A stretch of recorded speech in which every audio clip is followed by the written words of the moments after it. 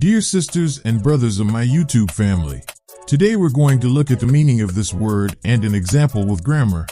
The word is corroborate. Corroborate. Corroborate means confirm.